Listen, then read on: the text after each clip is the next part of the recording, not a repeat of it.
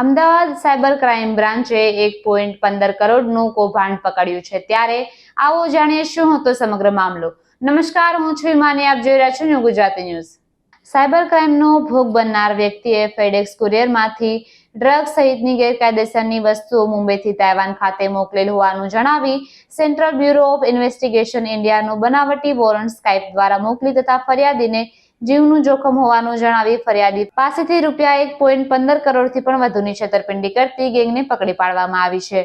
આ બાબતે ટેકનિકલ તથા હ્યુમન ઇન્ટેલિજન્સનો ઉપયોગ કરીને આ ગુનામાં સંડોવાયેલા આરોપીઓની ઓળખ કરી અલગ અલગ 4 ટીમો બનાવી રાજકોટ શહેર, ધોરાજી, કુતિયાણા અને ઉપલેટા ખાતે મોકલી તપાસ કરી 13 આરોપીઓને અટકાયત કરવામાં આવી હતી। ગુનો આચરનાર તમામ આરોપીઓ હાલમાં રિમાન્ડ હેઠળ છે તેમજ મુખ્ય આરોપી મોઇનના 6 દિવસના રિમાન્ડ મેળવવામાં આવે છે। હાલમાં છેતરપિંડી કરાયેલ વ્યક્તિના પૈસા રિકવર કરવાની તજવીજ ચાલી રહી છે।